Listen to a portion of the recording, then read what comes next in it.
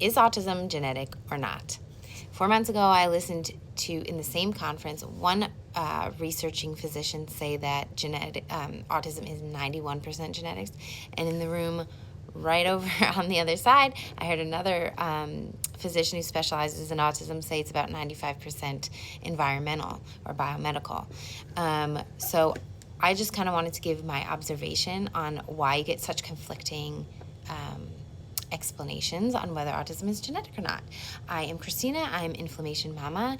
I am a physician assistant by training, but really I am just a mom of 2 amazing little boys that love science. I love researching, and I love to do everything I possibly can from my mama heart to keep my kids and all kids as happy, healthy, and safe as possible, whatever that looks like for them. And to be very clear, I am not a physician. I do not work in a clinic with neurodivergent children. I do not diagnose. I do not put any treatment plans together. I'm speaking specifically from my love of listening to intense science, listening to people in the top tier of that field, and paying money to get into conferences to listen to these and spending lots of time listening to them. And I'm just giving you my observation. I'm actually not even going to say it's one or the other. I'm just giving you an explanation as why you might hear such conflicting science or explanations about autism. Okay, so when you look at genes, you can look at something like Down syndrome, where there's an extra chromosome, and you can look exactly at that chromosome and see that exact diagnosis. Or something like Fragile X. You can look at an exact gene and say, if you have this gene, you have Fragile X, and Fragile X causes these symptoms. That's pretty clear cut. When you have genes that you're looking at that contribute to difficult detoxing, for instance. Many people know what the MTHFR gene variant means, or that it at least affects how our body detoxes. And it affects glutathione, it affects a couple of things. So that's not one gene causing one disease or diagnosis. That is a lot of genes that can make it more difficult for the body to do certain processes, right? So you could see the difference between those two genetic diagnoses. When we look at autism, for instance, you have a group of symptoms that is being called autism. You cannot go into the genome and say, this gene, if you have it, you have autism. That's not how that works. What you can do is there's about 185 genes that can contribute to symptoms that you are seeing. Symptoms of being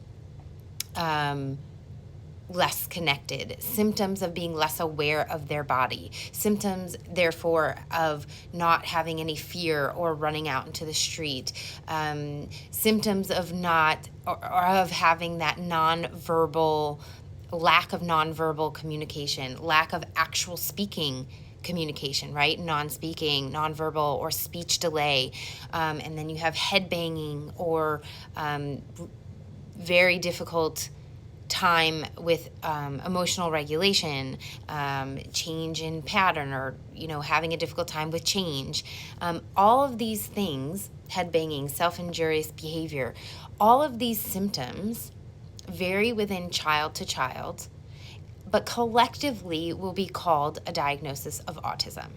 And that is diagnosed by exam from the outside, not a test. So this can be very subjective. You might have one practitioner say, oh, this is definitely autism. And you might have another one say, I'm not really sure, because it's based off of observation and not necessarily a test. So again, you're getting a group of symptoms being called autism. There's no one gene that you're going to go find and say, yep, you have autism, and that's it. So we're looking at a collection of genes that can contribute to. Out of that 185, your child might have 5, and another child might have 10, and another child might have 50. And that is why you get such a variance and a spectrum of autism. So when you ask the question, is autism genetic? Well, yes, genetics play a role. Absolutely.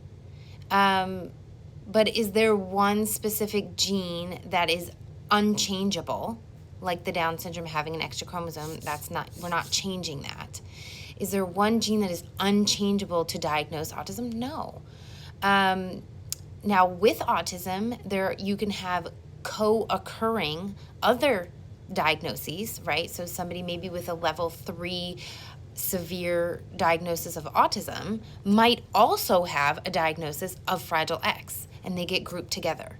So that's also another point to make when we're looking at genetics. So although autism absolutely includes genetics, these genetics, as long as there's not a co-occurring definitive genetic diagnosis of something like Fragile X, these 185 genes that are creating or causing symptoms that you're seeing in your child, they're not the unchangeable gene. So a lot of times there is so much you can do with lifestyle, to food, to toxic overload, to biofeedback, to actually balancing the brain physically with stimuli, primitive reflexes. All of these things can make major impact on a child with autism. And it doesn't mean that anybody is trying to cure your child or make them a different child, but there are absolutely things you can do to stimulate the body to create a better balance, even with those 185 underlying genes that are making it more difficult for your body to do whatever, X, Y, or Z. It makes it more difficult for your body to detox, for instance. But there are so many things you could do to support the body to detox. There are so many different things you could do to maybe not do, right? Like not overload the child with toxic burden to help your body so that they don't have so much to detox. There's so much that you could do as far as the nervous system goes, because that controls every aspect of your child. It starts in the womb. It goes along with primitive reflexes. If you skip a step like crawling, you are skipping a step, and that is going to affect, maybe a little bit, maybe a lot of it, is going to affect your child's development. And that happens that starts within the womb. All these little things that are stacking on top of each other for development to eventually grow this brain, while being inundated with all of these external things from mom, from life, from being born into the world while your brain is still growing. Plus, if everybody's dealing with that. Every baby is in the womb doing those building blocks and coming out into a world while the brain is growing, being exposed to all these exposures, right? But then if your baby happens to have, 5 genes or 10 genes or 20 genes that makes it more difficult for your body to cope with the things in life, you are going to get a set of symptoms that is difficult for that child. I hope this makes sense. I hope this was helpful. And they actually are coming out, I'll make this another post, but they are coming out with some pretty amazing testing to find out it's actually a calcium transfer within the cells.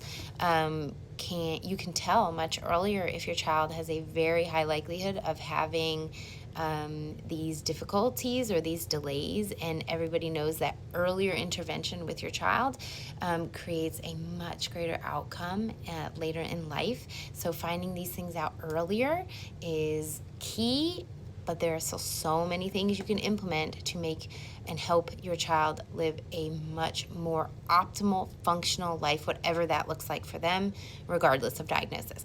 So I hope that answers the question a little bit about whether autism is genetic or not. And this is not medical advice. This is just coming from my observation. I hope you guys have a good day.